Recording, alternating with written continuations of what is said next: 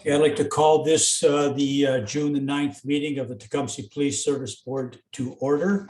And I noticed that all our members are here: Mayor McNamara, Deputy Mayor Becchetti, Paul Sweet, Mark Gomes, and myself, Chris Hales. Staff is represented by Margaret Isaac Evans, our CAO, and our recording secretary, Ellen Proichat, as well as the Ontario Provincial Police is represented by Staff Sergeant Jamie Smith. So with regard to, yes, please, Deputy Mayor Becchetti. Sorry, Chair. Just a note that I do have a conflicting schedule later on. I'll stay as long as I can, but about 20 minutes or so, I do have to attend another event. All right, we'll do our best to move right along. Yeah. Thank you. Yeah. So with regard to the agenda of this afternoon's meeting, is there any expression of pecuniary interest declared by any member? Seeing none, I will move on.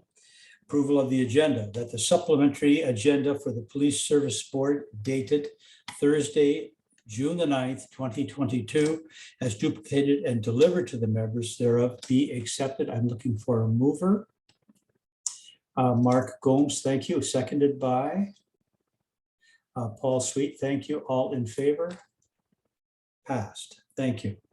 We want to have an approval of our previous minutes under agenda item E, that the regular minutes of the April 14th, 2022 Police Service Board meeting as duplicated and delivered to the members thereof be adopted.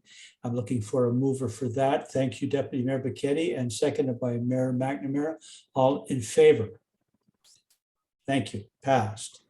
Delegations, we should note that we were expecting a presentation by Crime Stoppers at this meeting, and they had, I believe, a conflict, and so that will be deferred to our next meeting, which is scheduled in September the 8th. Our monthly report is, I guess, Jamie, you're in the bucket, so you're the presenter. By the way, is your new detachment commander on the premises? Hi, Mr. Chair. No, she's away for some training this week, so she passes along her regrets. She was going to try to make the meeting, but she's also a recipient of the Ontario Women in Law Enforcement this evening in Mississauga. So I think that was tapping into her schedule there. Otherwise, she would have been here. Lovely. Yeah, we're looking forward to meeting her. I've met her, but very briefly. So, Jamie, if you would, as always, just make sure you tell us, which page you're referring to as you go along, so that our IT can keep up with you. I know that we are going to be on, I think, reports of April. Yeah. No, that's the wrong one. Okay. Excellent. Thank you.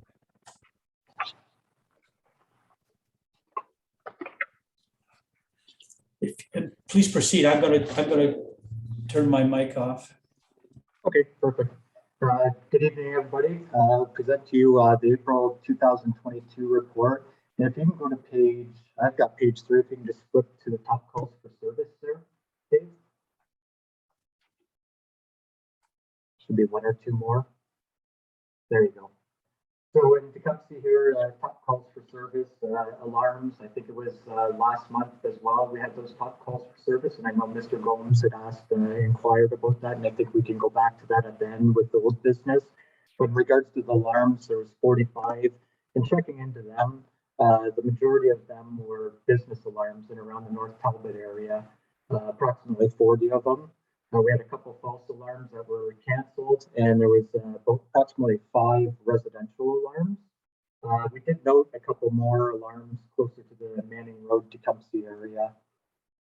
Just moving along in the top calls for service, the property checks, if you're wondering what those are all about. We have had an issue as of late with some people sleeping in the vestibules of the ATMs at banks. So our members have been creating property checks in those areas to push away some people if they're deciding to sleep in those areas. We've had some graffiti and vandalism or youth hanging out at a church nearby on Lacoste, where we've created focus patrols there. Lakewood Park, We still have trouble with youth over in that area and trying to move them along. And then again, just the businesses that have been hit in the past with break-in enters like hair salons. The traffic related enforcement, is mostly North Talbot Road area, County Road 22, West Bronx and Clap area, Lacoste, focusing there. And then just one other note, the bylaw area. Most of those were parking complaints. Maybe somebody blocking a fire hydrant or blocking a driveway. If you want to flip to the next page. Might be top calls for service again if you want to pass by that.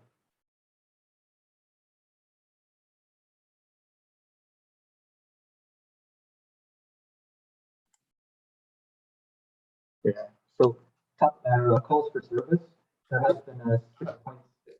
If I may, Jamie, we're having a hard time. I think, I don't know if it's your mic or I don't know if I'm the only one, but I can hear you, then I can't, and then everything in between. If maybe you could just hit the little arrow beside your mute button and make sure you got the right mic selected, because we have to make sure it's the one from your headset. You should have two selections there. Is that any better? Yes. Yes. Yeah. Do you want me to go Yes. back? Do you want me to start over? I was gonna get I was gonna see if we could hire an interpreter or something, but Do you want me to go no, back I'm just- to go over the top calls for service there that I hit on briefly? Well, yeah, the only question that I have, Mr. Chair, if I may, to Jamie, before you move on in that. Am I reading it right that like Tecumseh in particular and even Lakeshore, like the mist dial piece is dropped off?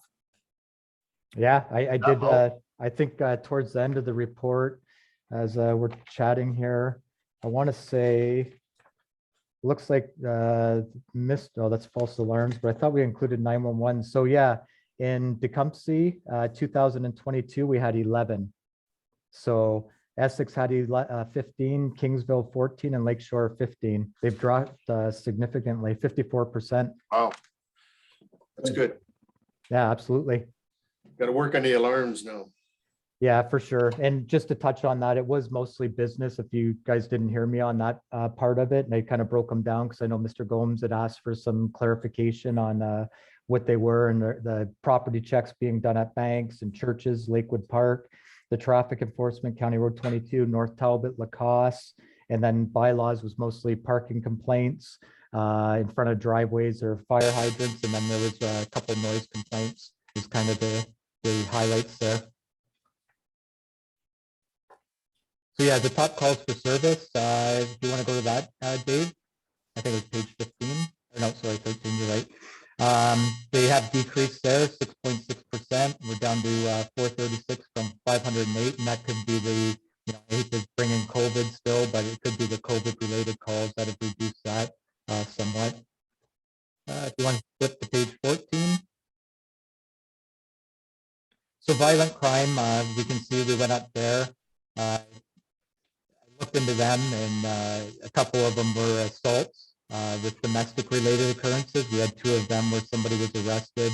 There's a couple other calls where nursing homes are mandated by the government to call in assaults that may occur with patients. Can with, I interrupt you, Jamie, again? I don't know what's happening right now. It almost sounds like Morrison code behind you and when you're speaking.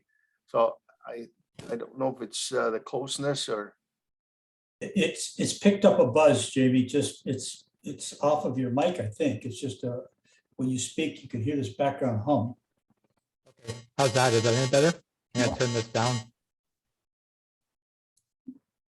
Not any better now? No. Oh. What you had first, that when you did the first correction with the mic, it was perfect. Dave, do you have any suggestions here? Maybe switch back to the other mic and then switch back to that one again. Let me try this. Oh, that's Oh, better. that's Perfect. better. There you go. Perfect. How's that? Is that better? Perfect. Perfect. Learning some things. Maybe Dave, I can be your apprentice here. Okay, for the violent crimes, there was assaults with they're domestic related, And then there's a couple nursing homes where they're mandated to call us in. They might be minor pushes or shoves or whatever it may be that they'll call in. And then we did have an assault at the school where the youth was diverted through youth diversion. For property crime, we did have a bit of a decrease there. And maybe that's associated to the property checks we've been doing proactively by the officers. If you can flip to the next page. Motor vehicle collisions, we can see they're down to 41, they're down 41% overall, and that could just be the traffic once again due to COVID from compared to last year when most people were at home. In regards to fatalities, we did have one on County Road 46 with a 22-year-old driver. I believe the cause of that accident was a stop sign violation related to some other issues. Next page, please, 16. Impaired driving. Unfortunately, again, in Tecumseh, we had 4. And when I looked into them a little bit, some of them, and thank you to the community, there was 2 that were called in by the community with traffic complaints. One was an officer being proactive out there, and another one was a single vehicle motor vehicle collision that we attended and determined alcohol was a factor and the person was arrested. And the suspensions would be related to that, the driver's license suspensions down below where it's at 5 for Tecumseh for this month. And then to 17, thank you. You can see we had an increase in criminal code charges. And when I took a peek at that, again, it was the impaired drivings that we've had. Because normally you'll get impaired driving and also over 80 if they go on the breathalyzer. So that'll be 2 criminal code charges. We had some of the assaults related to domestics and also a break and enter, which is a notable occurrence at the end, and some shoplifting charges as well. Drug offenses, we seem to be going down there quite significantly, down 50% there. There's none in Tecumseh there. POA charges, we're sitting at 50 compared to 73 from the previous year. And I can tie that back in. I know the question will probably be asked with our increase in criminal code charges up to 25. We've doubled from last year. That can sometimes impact the time the officers spend out doing traffic related occurrences. We see a decrease across the board of 34%. And just below that, the traffic enforcement, there was 60 vehicle stops, 50 tickets, and 33 warnings.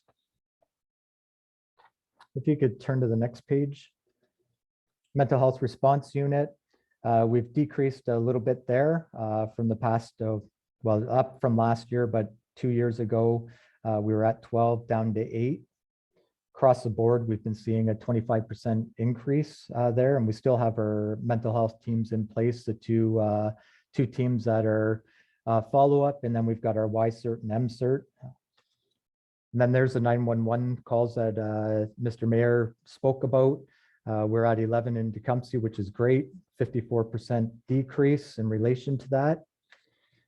And then going over the next page there, page 20, false alarms, we've talked about this. There's been 45 the past month. Ride programs, we had 4. And just for some information, I have asked the membership to conduct rides in each community every day, every night when calls for service were not going on. We have been seeing the increase in impaired driving across the province and the impacts that we're facing with that and the carnage on our roads. So we're asking every day if they can increase in that. So I'm hoping the months moving forward that we're going to see an increase there. Foot patrol hours, you can see 79 hours.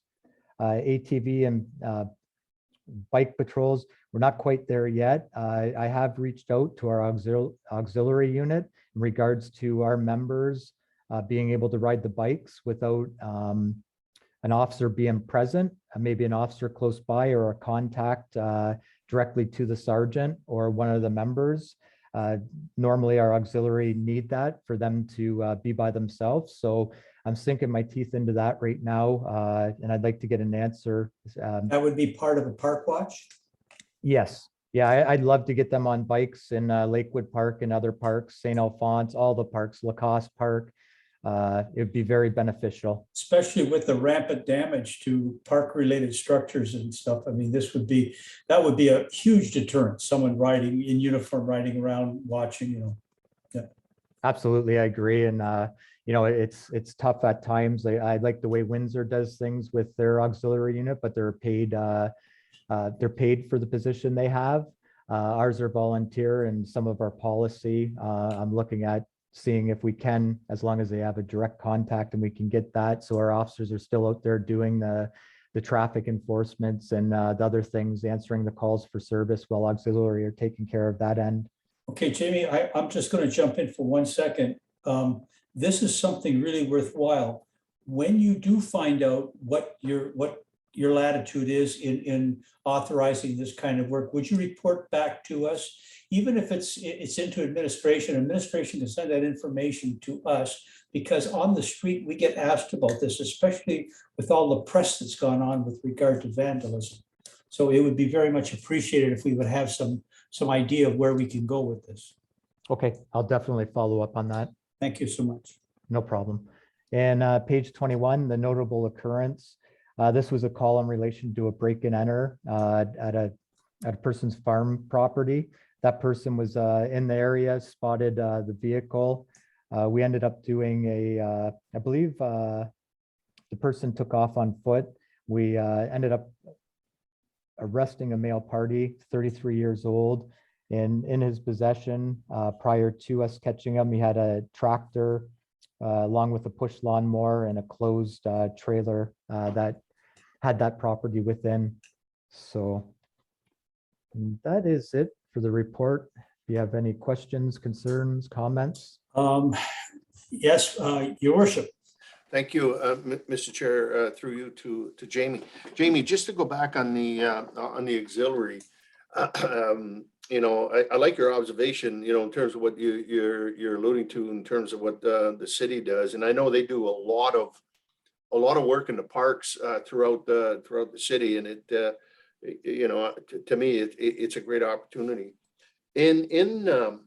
I think it's something that I would like to bring up to our AMO board as well.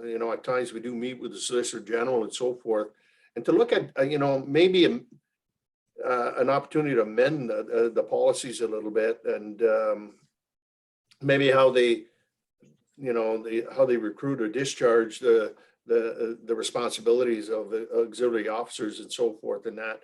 Obviously you want them paired up and that, but sometimes, that presence, it's a uniform, it's a deterrent. Absolutely. I firmly believe that. And it's an opportunity that maybe we, I'm not saying that we have the power to change the rules, but AMO does have some say. We were successful in changing the billing model. We were successful in doing a lot of things, but in your mind as well, in terms of you're out there, you get it, you see what the benefits could be. Maybe an opportunity, maybe we can have a conversation over a cup of coffee or something like that on that, and what we could do. And even Mark, when we're in at the convention, and that, delegations to the minister, I think would be appropriate, on something like this, where sometimes you've got to bring suggestions from the ground up, and not always from the top down. And these are, I think, to add to that piece of community policing and the new act, the involvement, public safety, all this other stuff. I think those are all components that I think could be added to, to help in terms of, keeping the riffraff off our, the vandalism, in our community. Yeah. Just a suggestion. Even if auxiliary officers were funded, the cost of funding an auxiliary officer versus the cost of repairing that vandalism, it becomes a pretty easy answer, Yeah. Paul, please. Through you, Mr. Chair, just to kind of follow up on the comment you just made there. I was wondering, the staff sergeant, obviously, special constables are used in court and things like that right now. Is any thoughts of deploying special constables? Like, I mean, we just had the conversation about paying auxiliaries, but then there's always that, I know some municipalities are using special constables for park patrols and things like that. So is that Yeah. an option within your LPP? Yeah, so we only have one special constable right now taking care of the Windsor court. So I can tell you that we have been looking into a decision note to possibly get some more special constables to help out in court. But that's an interesting point that you bring up with bringing them in. They would have the same use of force as auxiliary. So I think auxiliary, bringing them in, same thing. The special constables are a paid position, so I get your point. It'd be similar to Windsor, I guess. So that's a good point that I can explore further. Oh, thank you. And the other question I had was on the, you mentioned about the response to long-term care homes. Now, does that flow to the mental health unit there? Or is that strictly, I mean, who deals with those? Initially, it'll go to the officers, but sometimes the mental health units will follow up with family members and whatnot from the care homes. So yeah, it will happen both Challenging. ways. Yeah. Challenging. Yeah. Thank you. Thank you. I can say, just to go back to the auxiliary a little bit more, we have utilized them for the Optimus fireworks recently, and I know speaking to doing a follow-up with Taste of Tecumseh, having a meeting there the other day. I think that went very well, and I know we've had problems in the past at the fireworks, but trying to think of Robert Drake there from Optimus Club gave kudos to the officers for moving the kids off the hills and everything. So that was good discussion. I know we did a town hall. Marg had set that up at the Tecumseh Arena, and I've got them coming in for Taste of Tecumseh for the 100-year celebration and whatnot. So I'll try to keep leaning on the auxiliary, and I'll pick up the phone tonight and speak to the inspector, not here for the auxiliary, and ask that question. Margaret, I saw your hand. I'm just curious, are all of these statistics kept also for Leamington? We do have a separate, they've got a police advisory committee. So there is a separate document for them. And I believe they'll be part of this overview coming up in the near future. Okay, that's good. And then are we on the program and the mental health response unit? Will there be any periodic reporting out of how that's going beyond the statistics that you're producing on a monthly basis? Blake does keep stats on the calls that they go to and everything. He would have all that. If you're interested in it, I can have him send off a report as to what they've been doing. It's been very busy, I can tell you that. Yeah, I think, I mean, it's certainly up to the board, but perhaps somewhat of a regular reporting out on that, including where the budget is at with respect to the project, would be advisable, just for the accountability purposes. Margaret, if I might, I absolutely agree. I mean, if we look at the history of that, it was piloted here in Tecumseh. We've always taken a great interest in it. The grants, heavily involve the board in almost an annual basis on almost as an emergency, footing to run around and hear the reports and then discuss and vote to support. So yes, I think there's maybe that would be very good for us. I think, especially since I think people on our board take a very sincere interest in the workings of that mental health response unit. Yeah. Did we have any other? Deputy Mayor Buchetti, please. Thank you, Chris. Jamie, has there been any discussion on the VIP programs, elementary schools? I've read that the public board was saying they're not allowing officers in the building due to their new policy, and so that was being debated, and I don't know where that stands. But as a Catholic board, come September, are we looking at having that back for example, for the grade 6 in elementary? I'm not sure about high school, but just where that stands now. Yeah, thank you for that question, Deputy Mayor. The chair, not to spoil anything, but you'll be receiving an email. I don't know if you received it. Got today. it. Did you? Yeah. I'll Yeah. report on it under new business. Do you want me to comment any further or leave it at that? Well, I'll tell you what, when I report on new business, maybe if you could fill in, it's very formal from a fairly high level. So I think probably you know what the nuts and bolts of it are. Yeah, I'll be logging off soon, so I'll just read it. All right, in a minute. very quickly, Joe, I will tell you that the OPP is reaching out formally, and they are actually starting with us as a pilot because they want to establish good policy, good priorities, and it's being taken out of the OPP ranks to run this initial look-see. And I'll report on the fact that it looks to me like it's very well intentioned, and it's from fairly high authority, I think, within our OPP because of the people they're asking to run this survey. So perhaps in the minutes you can catch up on that, or if you want to call me tomorrow, I'll be glad to tell you. No problem. Thank you. Are there any other questions? Okay, then I think it's appropriate that we have a motion that the OPP report for the month of April 2022 be received. I'm looking for a mover. Mayor McNamara, thank you. A seconder, and that's Paul Sweet. And all in favor? Thank you so much. Done. And Deputy Mayor Buchetti, if you have to go, I will take no umbrage in the fact that it's my turn to speak. So you go right ahead. Okay, thank you, everyone. Thank you. Item H, report for myself. It's for the a report on the our Ontario Association of Police Service Boards spring conference and our annual general meeting. So I'm looking for a motion that the verbal report by Chair Hales on the Ontario Association of Police Service Boards spring conference in Toronto, we are attended virtually format be received. And I'm looking for a mover. I'd like a mover. Thank you. Okay, Paul, and seconded by Mark. All in favor? So I will report basically on it. So our association has committed to putting all the minutes, et cetera, of that meeting online for us to take as a resource.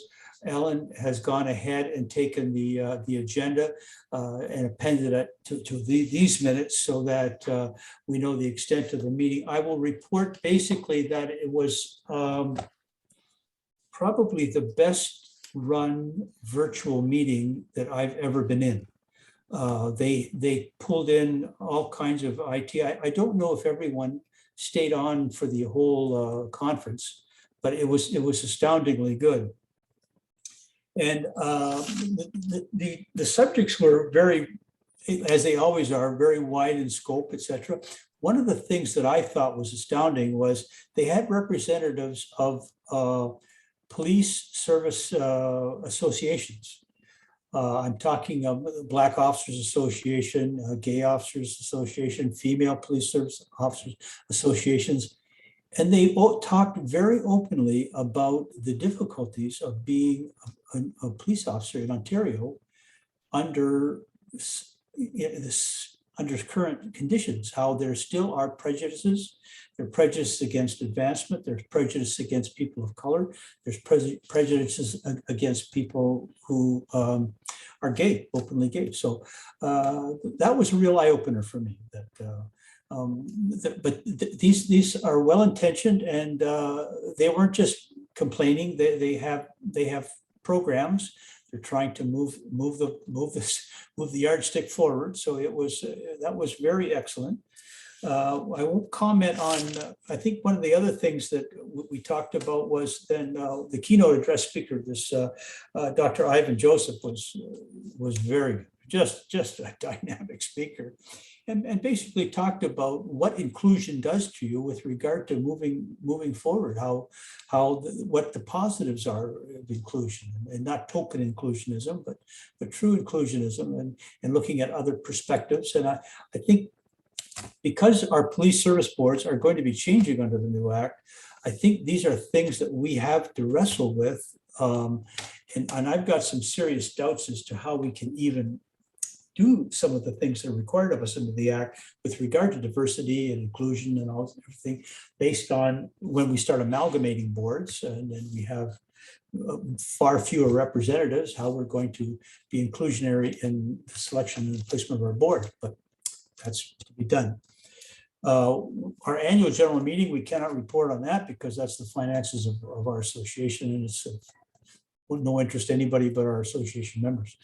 One of the things I would tell Jamie, you could be the receiver of bad news, is the hierarchy of our association was very upset that there was no representation by the OPP command structure at our, and you know, we are the voice of police governance in Ontario.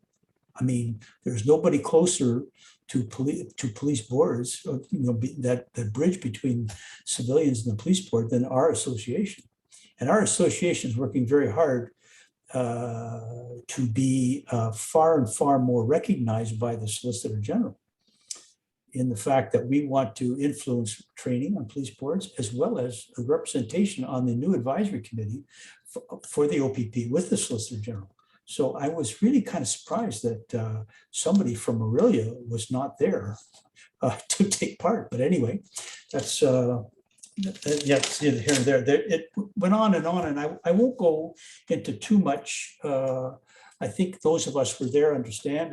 We went to illegal cannabis, very interesting about how adulterated cannabis that doesn't go through the government system is with regard to pesticides, herbicides, molds, mildews, how the concentrations are up and down, and you can't, and so I think that's something that is being wrestled with. I think the representative was very, very open in the fact that it's nice to have a federal mandate and provincial mandates for cannabis, but standards have got to be set for, and there has to be far more people looking at these grow ops, you know, that are supposed to be medical marijuana grow ops, which are anything but. So I think I don't think there's anything else that will be of concern to anybody. I think when we finally do get our the compiled minutes of our association's spring conference, you can look at them at your leisure if you weren't there. I don't know if there's any questions for me with regard to that, but you know, it's pretty straightforward presentation. All right, then having none, I think we're our report is received. I will move on to communications action required. We received a communication from the Ontario Provincial Police with regard to a very large survey. This was brought up at our annual general meeting, and the people from Ontario Provincial Police were not, I don't think they were connected in because there were posted questions that they did not know they were posted. Unfortunately, with a hybrid meeting, you have people on the floor and people like us virtually attending, and those virtual attendees were not answered the questions. You know, so the Ontario Provincial Police is now looking at questioning all police service boards with regard to the information they provide. Is it useful? Do we need more information? And they look like they want to go back, which we had talked about years and years ago. I think Mayor McNamara will remember the fact that we were looking at trending. You can't trend with a one-year piece of information. Well, so they have come up with a multi-page request for information, which is to be done by June the 30th and submitted. One copy for every police service board. This is a big form with a lot of questions, a lot of opinions. And I don't know if everybody's read that. To me, it's a massive form. You should have all got it. I think we need to have a supplementary meeting somehow in order to go through these questions one by one and fill them out. I'm not to do like we've done our performance surveys. I'm not interested in everybody filling out the form separately and then trying to kind of collate that. That would take forever. So I don't know if there's any comments or questions about that. Yeah, Paul, please. Yeah, that same thing. It's huge in some respects, and just a thought is maybe as times have changed somewhat, maybe it's a chance that may be something we need to do more face to face than even virtually to get through that in a timely fashion. Just a suggestion. Yeah, I mean, I think you're right. I think we need to have the form in front of us and then have one person, when we are in agreement of our answer, to check it off. One of the questions that I asked to the Ontario Provincial Police people who are running this survey is that they are doing all this information. They're going back and they're looking at, are they going to provide a trend analysis, or are we just going to get a lot more data? Or I'm not clear as to whether the Ontario Provincial Police is then going to look and use standard statistical analysis to give us crime trends, safety trends, whatever. And I don't know if anybody else wondered about that when they heard this presentation. It's well-intentioned. I mean, I think they want to chuck out extraneous information that nobody cares about, and then bring in information that people really need to know about, and then give it some context. I'm hoping they do, because without the context, we're just going to have a lot of data. So I don't know, Margaret, have you heard anything from the Ontario Provincial Police at all? No, Mr. Chair, I have not. Yeah, I don't know. And Jamie, I'm sure you're a busy enough guy that you don't need to be involved in this, but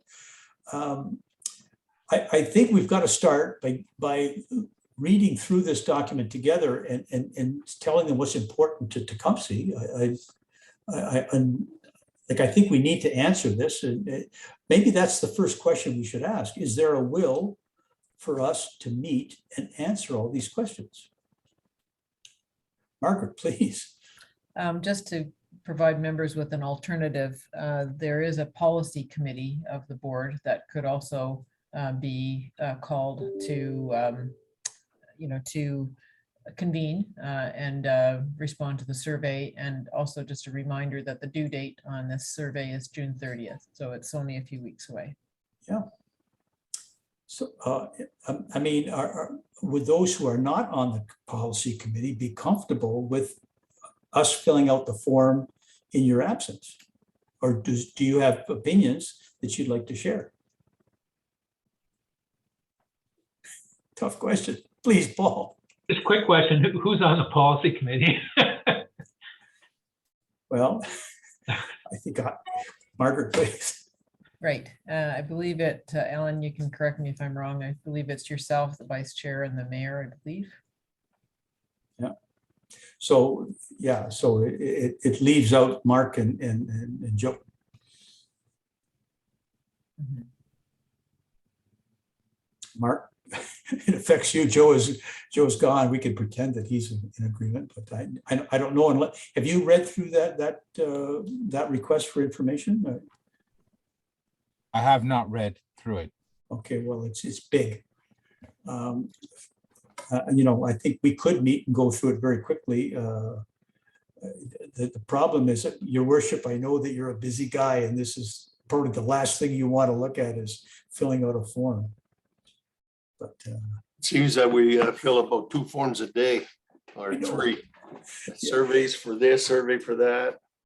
and sometimes I can tell you that we did a lot with regard to the automotive industry. It created forms, and then people got all kinds of information, and it went right in the square file because people are busy. So without the backup of the actual analysis, to say, okay, this is all the information, tons and tons of information, but what it really says is the following 5 things, and who's to do that? I would hope that the OPP would be doing that as a trend analysis, because the last time I did a statistical trend analysis, I think I was in final year university, and that's a long time ago. So, but I think in good faith, we have to fill that out. That was on a stone tablet, wasn't it? And we only had to know 3 things, fire, air. Engineering was pretty simple in those days. So then how about we leave it at that, Margaret? I think, would that be a fair conclusion that we could move to have our executive committee meet and fill this form out? Well, Mr. Mayor, or sorry, Mr. Chair, there is a draft recommendation in that regard. So if the All right. board is content with that, it reads that the policy committee of the Police Services Board be convened for the purpose of completing the OPP Police Services Board survey prior to the due date of June 30th, 2022. I'm looking for a mover then. I guess it would have to be, yes, Your Worship, thank you. A seconder? Paul, thank you. All in favor, I guess. So that's all passed. Yeah, thank you. Okay, we can move on from that. Item I, number 1. Mr. Chair. Yes, please. If member Gomes or the deputy mayor want to weigh in on any of the questions, they can certainly, fill that out and send those notes through to me, and I can make sure that they're available to the policy committee so that they're not, sort of shut out of the process. Yeah, I think that's excellent. Yeah, please. Thank you. Communications for information purposes only. I would looking for more that the correspondence detailed items 1 through 4 be received. I'm looking for a mover. Paul, seconded by Mayor McNamara. All in favor? Thank you. Passed. I've gone through it. There's nothing that needs to be commented upon. It's basically mostly all chief's memos that are going out with regard to termination of certain requirements under the Emergency Act, and et cetera. It's I don't think that there's any, and also this one is defunct anyway. It was what needs to be done if you're a member of a police service and you want to run for election. Your Worship, please. Just on old business, the false alarm calls and all that. I mean, We'll be getting to that the next item. oh, okay, I'll wait. I thought we were, okay. No, they were just on communication. So I don't think there's any discussion required. That's just received. Under old business, item K, increase in false alarm calls. I think this was a question that came up, and Jamie, I think you were tagged to give us a response if you wanted to weigh in. Yeah, thank you, Mr. Chair. I know I sent an email to you guys, but I knew Ellen said I'll have to bring it up in old business, but I did review as a result of some questions by Mr. Gomes, and I didn't have the answers at the time. But when I dug in deeper with regards to those 57 alarms from March 2022, 45 of them were related to businesses. And again, mostly in the North Talbot Walker Road area. And a lot of them were false alarms, accidental alarms. They weren't break-in enters, or there's a motion detected somewhere within the business, which could be, a spider, a bird inside the building or whatnot. There was 8 residential alarms, 3 school-related alarms, and we were canceled on 2 prior to our arrival. And then there was 1 at a cemetery.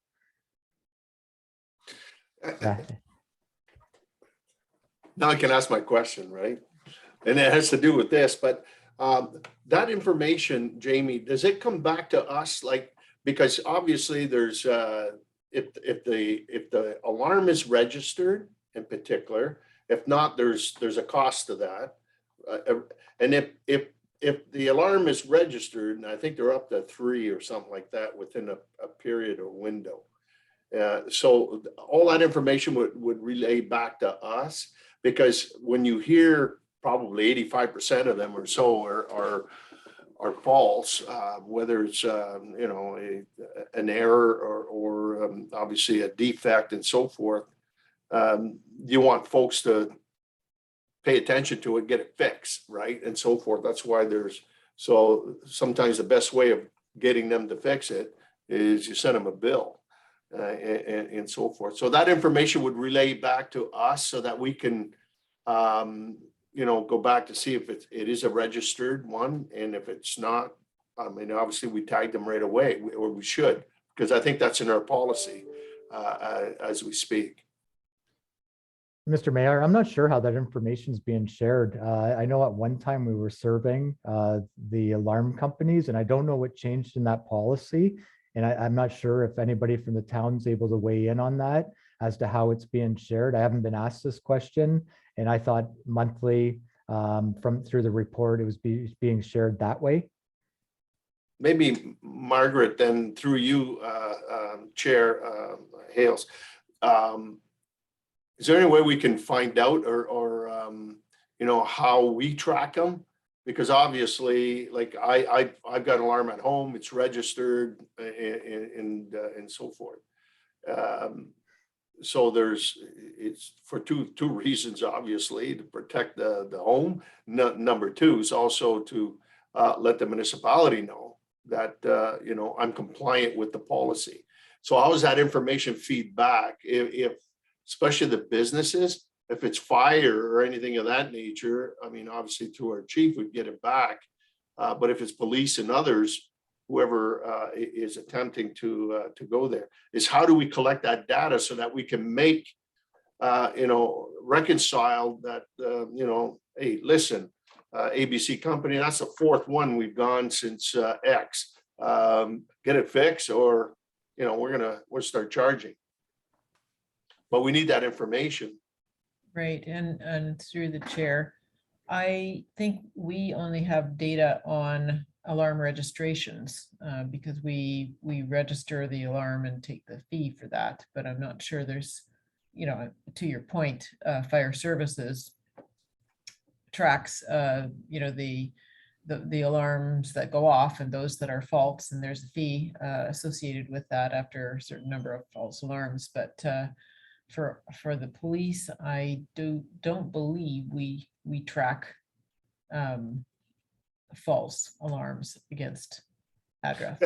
Because they have to go out, and then that's a charge fee call, to the municipality. So if you've got two officers attending, it's like the misdial, right? It's there's a cost. It's and usually that's absorbed by the municipality.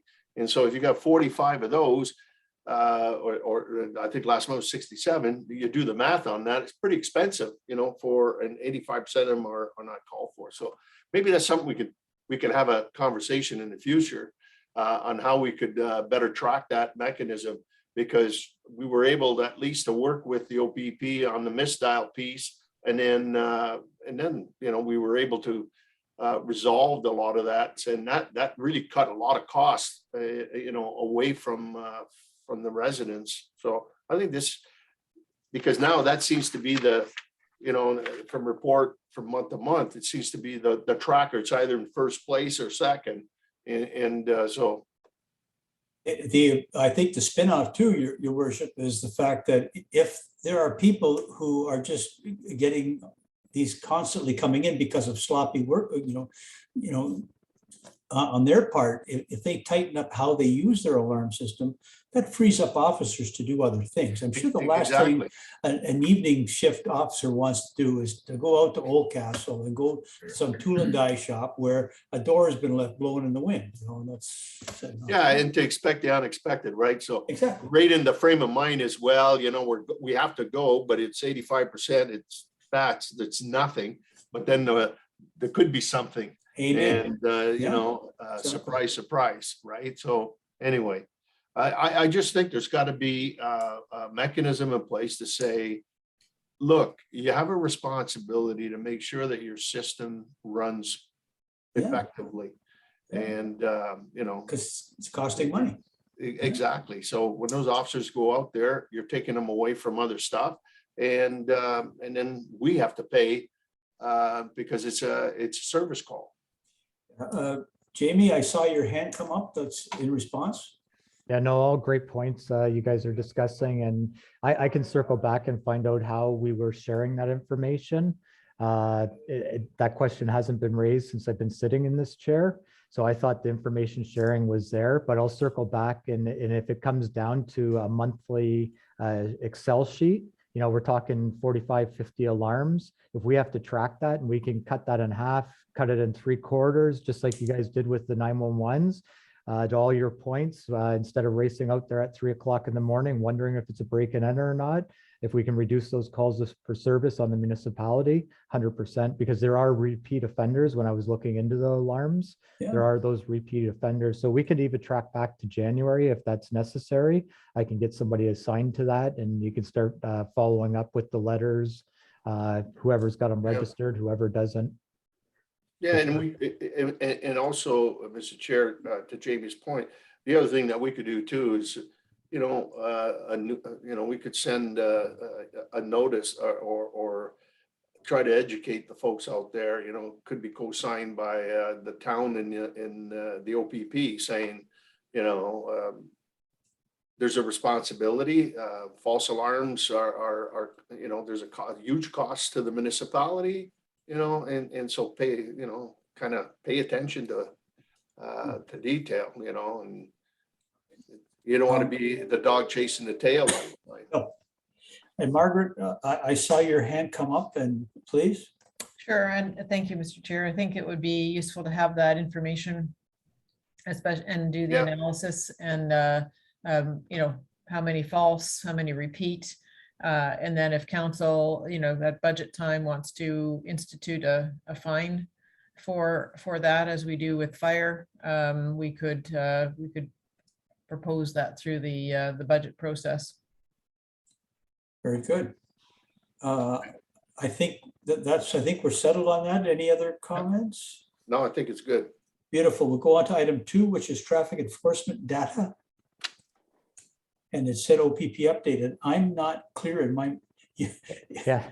So I you're think that's smiling, just- Jamie, so I guess you know Yeah. what's. No, because I kind of looked at it again, and maybe just because we just started sharing the data of traffic stops, warnings, charges, the math didn't add up to me at first when I was looking at it while presenting the report. I think everything was good there. I was just wondering, similar to the report from today, I noticed that we had, you know, 50 tickets, 60 traffic stops, and 33 warnings. And I was wondering, the math doesn't add up for me, but there could be multiple charges on that vehicle stop where they're only issuing one ticket. So I think I was a little bit confused there. So I apologize. No need to apologize. You know, I think your service to this board is excellent. I mean, excellent. I appreciate that. We're very appreciative of the fact of your good nature too, when we get chewing on things. Thank you. Finally, item 3 is a meeting invitation to our Chief Superintendent of OPP Western Region. And Margaret, you are going to speak to that, please.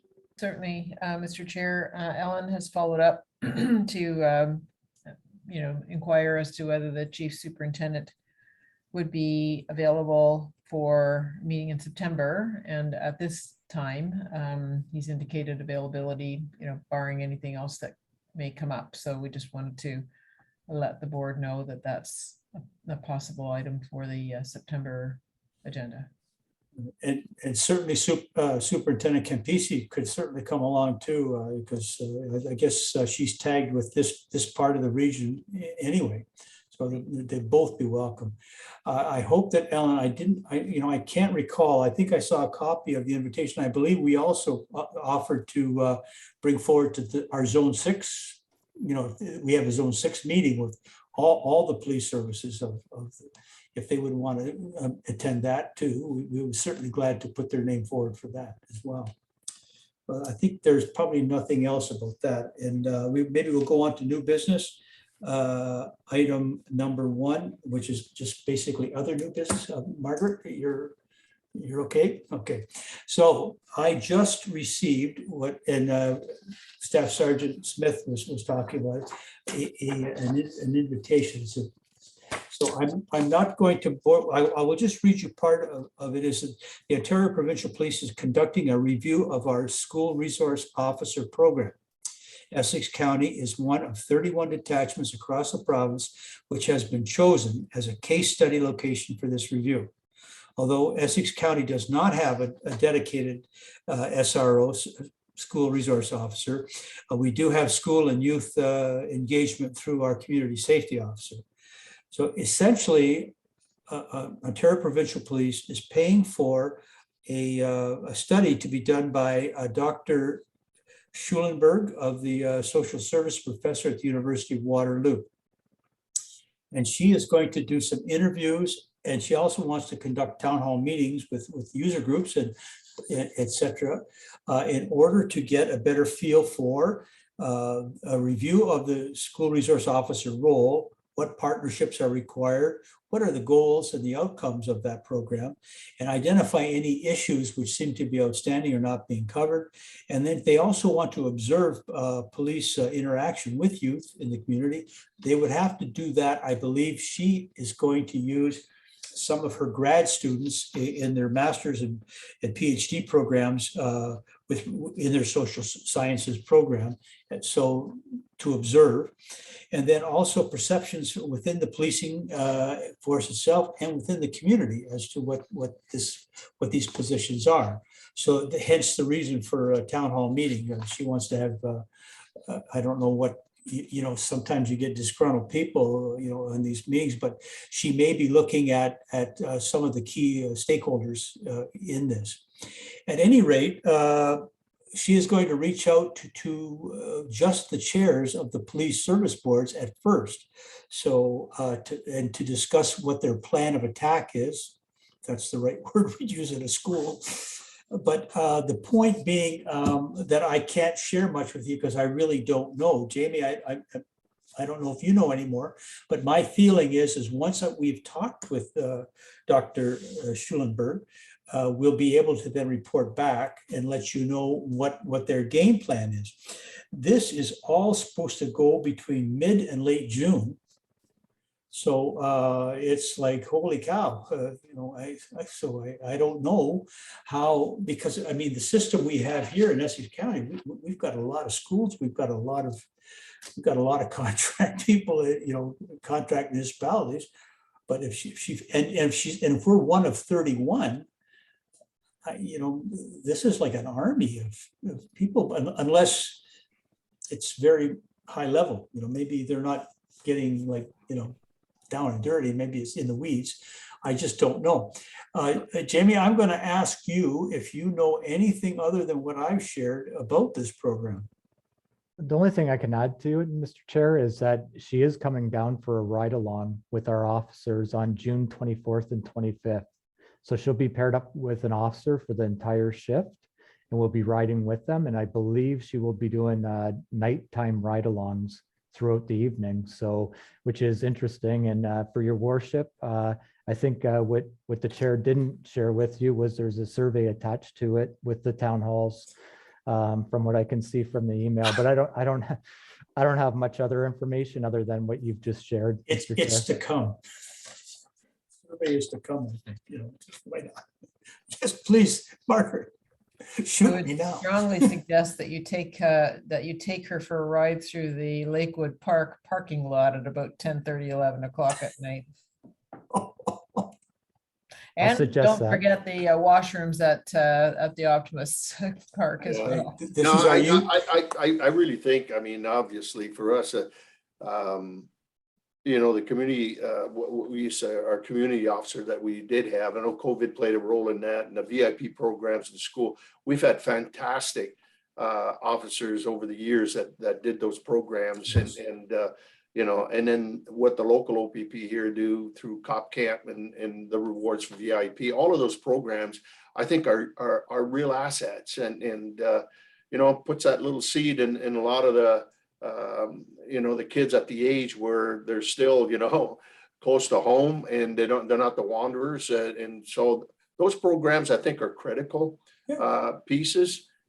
We have a big detachment here. There's no question. We look, I think, Jamie, correct me if I'm wrong, I think it's the biggest in Ontario. And we do have a lot of schools. And if you Deputy Mayor Bichetti as a principal at school, and that is seen firsthand over the years, the real benefit of the VIP program and that. And so, I agree with the CAO. Take the individuals, in those areas of concern for us and that. But I'm glad they used our region. I think it's the biggest. We've got a lot of schools, and we've seen over I think the last 2 years, or in particular, well, it would have been the last 3 years, that, with the lapse of the program,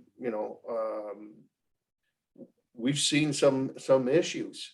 that Yeah. have cropped up. So I think it's a great opportunity for us, to, that's one survey, Jamie, I don't mind, I don't mind doing, because I think it's a real benefit to the community. Yeah, your worship, and the other thing, you don't want to be flip about this, but the Ontario Provincial Police, I mean, used to make sure that they had French-speaking officers to going into the French schools too. They were reaching out to engage on a personal level these students at an impressionable age. My problem with when I see something like this is that perhaps people don't understand. I'm not the sole repository of all the information with regard to what we need to think about, and if we have a quick meeting with just the chairs, we miss the wisdom of a school principal like Joe.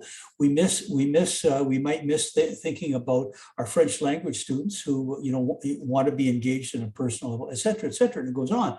So I get a little nervous sometimes that although I recall quite a bit, this is a big subject and a big responsibility which has gone dormant for a while, and you get rusty on what things. I mean, the engagement of the students we used to have at all our picnics and things, our school picnics, they would bring police cars and show them how things worked, and I mean, all that has been gone dormant for quite a while. So anyway, we'll look for better things, and Jamie, I will look forward to and scour through that. I do not believe that the survey, I know that the survey was not appended. I shouldn't say I know that, yeah, but I think it's coming too. And it may be the basis of the town hall meetings. I'm not sure.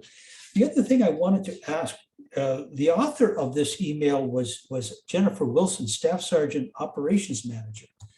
Is Jennifer new to the Essex Detachment? Yes, she is. So she comes from the Lambton area. When I was in Lambton for 2 years as a sergeant, I've known Jen since back in 2014, and it's come full circle that she's coming over to this area. She still lives in Lambton and commutes on a daily basis to this area, but she was a previous teacher. She was in the crime unit for several years, and she was able to get promoted as staff sergeant here when Pat Lenahan was promoted as well to Leamington. So she's been around since, I think, November of 2021 is when she started. And so the operations manager is not the overall operations manager, or So she covers Essex, the town of Essex, and Kingsville is her responsibility. All right. Okay. Very good. Okay. So very quickly, that's the end of. Is there any other new business? We've certainly had a big full agenda today. Jamie, thanks for your good nature and cutting back and reporting on these things. We very much appreciate the fact that you stay engaged with us individual basis as well as with the entire board. So that's a good thing. Appreciate your comments. Thank you. Okay, so having seen no other new business, I would report on item N that the next meeting is scheduled for September the 8th. And I look forward to us getting together as executive committee to go to grind through these pages. I mean, there's 31 pages. This is amazing. So anyway, so I'm looking for a motion to adjourn. Paul, seconded by Mayor McNamara. All in favor? Thank you. We are done, and I thank you for your participation. Thank you very much. Take care. Take care. Thank you.